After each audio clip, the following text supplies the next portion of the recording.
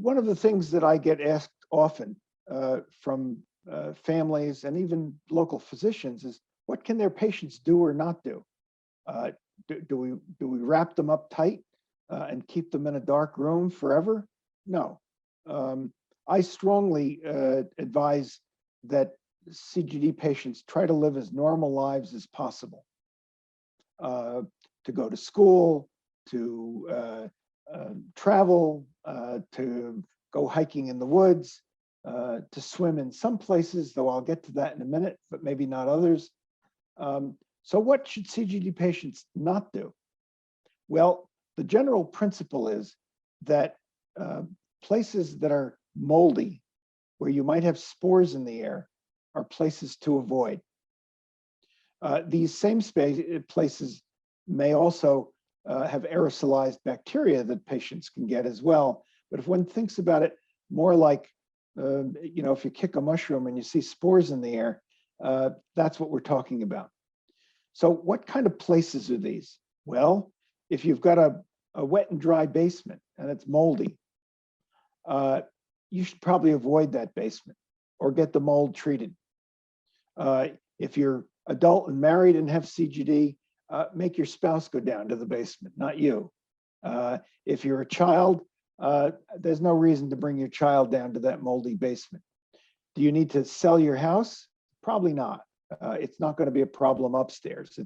It's being in the room.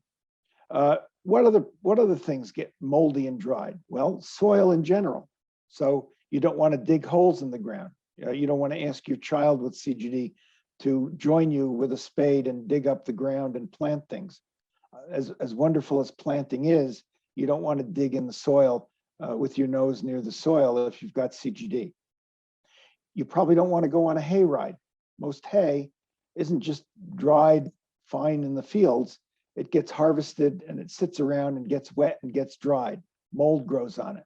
It gets thrown in the back of the hayride thing for Halloween, and you sit there and you're breathing spores. If you have CGD, that's not a good idea. What else is nasty that way for CGD patients? Mulch. America has a love affair with mulch. I don't get it. Mulch probably isn't even good for your garden and your trees.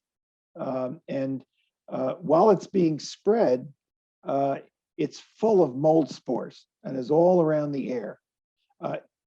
If you own your own house, find something else to do besides spreading mulch on your lawn and your trees. They don't really need it, and your child or you, if you're an adult with CGD, don't need it either. If your neighbor does it, don't go out there and fight with your neighbor. Just keep your child inside till the mulch is done being spread. Once it's on the ground and the wind blows around, spores aren't leaping out of the mulch on the ground unless somebody kicks it around or digs it up. The other thing is that children are strange in their likes and dislikes. I've never seen so many children as those with CGD who want to help mow the lawn when they get to be teenagers, whereas who can get their teenager to mow the lawn otherwise? Please, your CGD teen should not mow the lawn. Your child shouldn't be sitting around outside when you're mowing the lawn.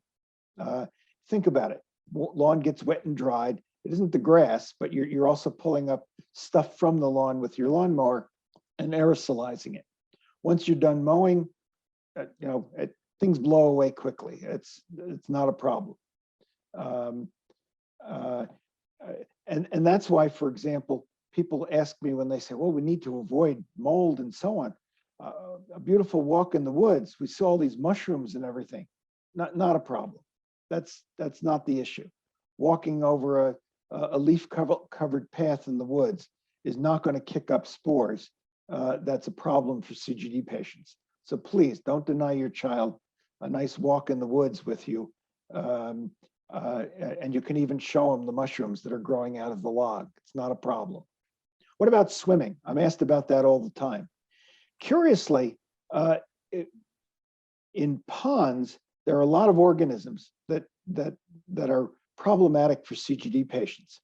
And so we tend to discourage, how should I put it, underwater swimming that is swimming where you're going to get your head underwater and breathe in water particles and so on. Should you never take your child out in a rowboat to go fishing? No, that's fine.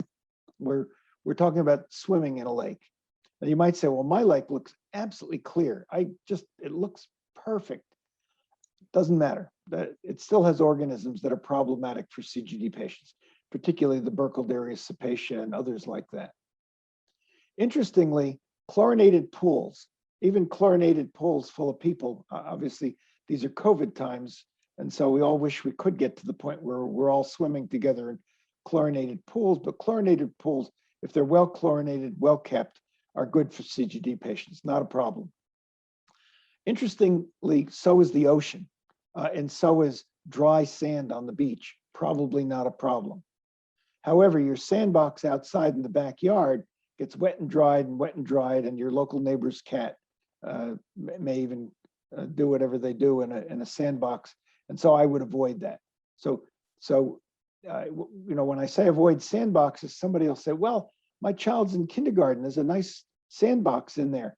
That's not a problem. It doesn't get wet and dried. At least I don't think in most kindergartens they're wetting the sand and drying it. You might ask, you don't want that to happen, but that's probably not a problem.